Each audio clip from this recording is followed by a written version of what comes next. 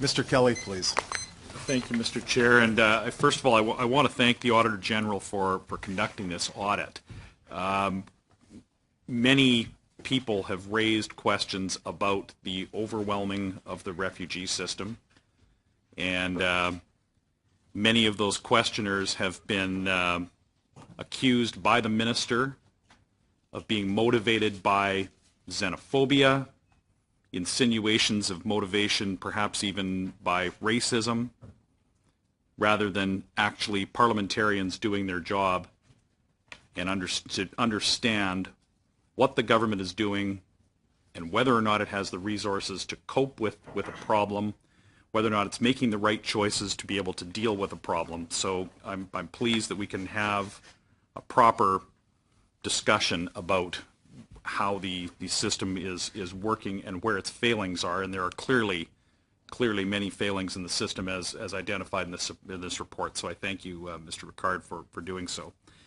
I heard in the opening statements from both Ms. MacDonald and Mr. Wex, actually I think it was Mr. Wex's comments that seemed to contradict the finding in the report.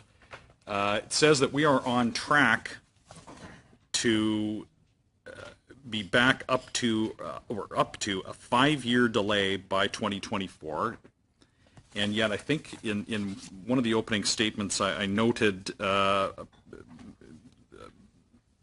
statement that no, we were in fact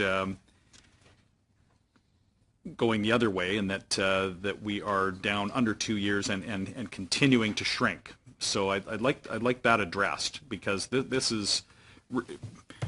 I've heard that you accept the findings of the Auditor General, but the Auditor General says that we are headed toward 5 years within 5 years. So please. Mr. Wex. Thank you, Mr. Chair. Thanks for the question. I'm happy to try and assist with providing some clarification. I think the OAG found that the wait times would have grown to 5 years, and Mr. Ricard can speak to the methodology, as can Ms. McCalla, but I don't think the OAG at that point had the opportunity to consider budget 2019 investments, so I think that explains the difference. So just to be clear, without budget 2019, I would agree with the OAG's findings that. Okay, so if I may, thank you. That gives me the answer. Will the funding announced in the budget clear the backlog, and if so, when? So what we're focused on, Mr. Chair, in terms of the next 24 months with the temporary funding in budget 2018 and 2019, is not to eliminate the backlog. It is to position us to eliminate the backlog. It is to slow the growth of the pace of the backlog from what it would otherwise be. And to make this very straightforward, because there's a lot of math, without budget 2018 and 2019, over the next couple of years, the backlog would have grown to 165,000, and wait times would have been, frankly, even greater than 5 years. With the temporary investments, we considerably slow the pace of growth of the backlog from where it is today to where it will be in 24 months. Okay, but sorry. Okay, go ahead. And sorry, but just to conclude, and the wait times will stay approximately the same. So we are in a stage now for the next 24 months to manage the growth of the backlog, not to eliminate the backlog, but to position ourselves to eliminate the backlog once the backlog stabilizes. Okay, so if I may then, so if I understand you correctly, the current funding is going to allow the rate of growth of the backlog to shrink and reach an equilibrium wherein there will be a 2-year delay on it. Well, what you're saying is correct, as I understand it, which is we are now growing. We're in ramp-up mode to grow the organization and to produce sufficient output over the next 2 years to meet projected intake. Right now, we're funded this year to determine 40,000 claims. We expect claims to be higher than that, and by next year, we expect intake will approximately match our funded processing capacity so that the backlog growth stops. So 2 years from now, the growth in the backlog will finish growing and we will merely have a backlog of 75,000 odd people in the queue? It'll be higher than that, but that's correct. The good news is, well, we project that by the end of 2021, the backlog will be approximately 100,000. And the other fact that I'll share with the committee is that the pace of growth over the past quarter has been the lowest that it's been in well over 2 years, since Q2 of 2016. So the recent Budget 2018 measures, coupled with our productivity improvements, have already considerably slowed the growth of the pace of the backlog and has kept wait times in check from what it would otherwise have been. So the system is being managed.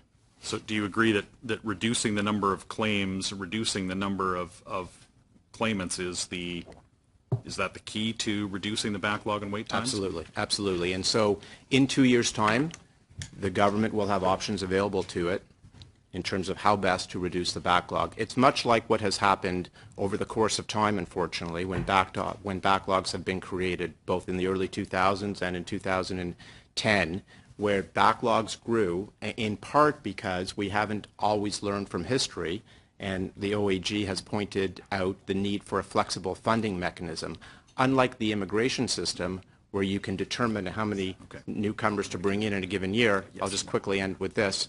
The refugee determination system, of course, we don't determine how many claims come in a given year, and that's the OAG's recommendation. But you agree, though, that to reduce the backlog and wait times, you need to reduce the number of claims. Yes. Thank you. Thank you very much. Thank you. And listening to the line of questioning from my colleague, Madam Mendez, is not having the benefit of her experience of being directly involved in the system over the years. That's some really troubling. That was a very troubling line of questioning, and so if 10 years ago another parliamentary committee had identified the problems of which this report addresses, I want a better answer on why has nothing been done over the last 10 years to address problems that were clearly identified, and yet here we are again now with another Auditor General's report talking about the same things. This is a committee where we look backward and demand accountability from public servants for the how public funds are expended. So please. Ms. McDonald. Thank you for the question, Mr. Chair. So, I'll start off by saying that I think it's important to recognize over the course of the past 10 years, things have been done. It's not that it's been silent or that work hasn't progressed in terms of advancing some of the areas around technology. It's that, grosso modo, the entire system hasn't been connected together. So an example I would give you is that, just referring back to the ICAC pilot, in Montreal it's all paper-based. Clearly the technology is not there, the systems aren't talking to each other.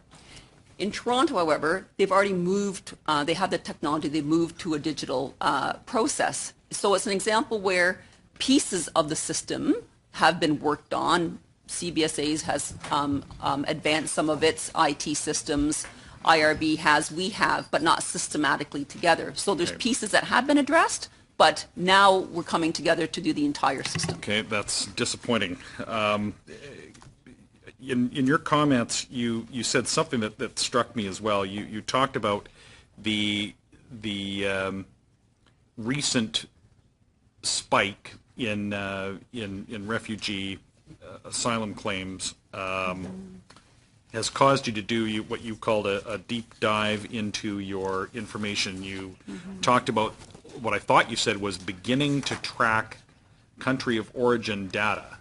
I found that staggering. I thought, I can't believe that that's not something that the department has, since its inception, kept track of. Of course. The Auditor General has identified global trends and of migration, and surely as part of being able to have data for proper policy decision making, you would keep track of something like that. Really, it was really 2017 when you started keeping track of where asylum claimants came from? Ms. McDonald. Yes, thank you for the question. And just for clarity, of course, the system, the organization has tracked migration and asylum refugee numbers for many, many years.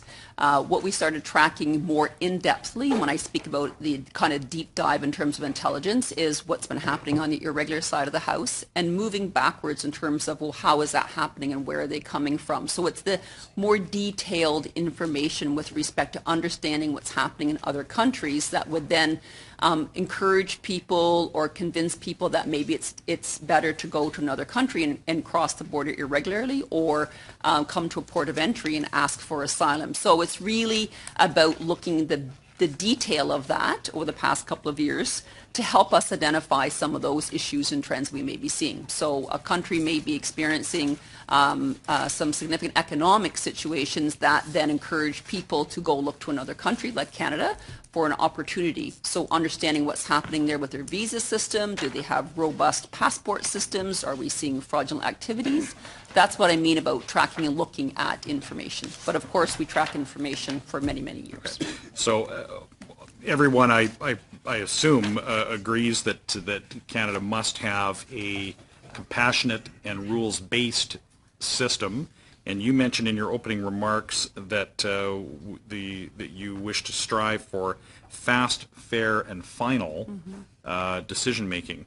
Do you consider an end goal of getting the wait times down to 2 years and holding at 2 years to be fast, fair, and final?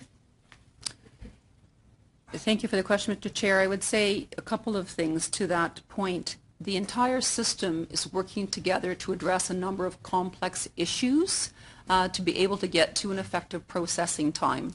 The investments that we receive today allow us to start chunking away at that.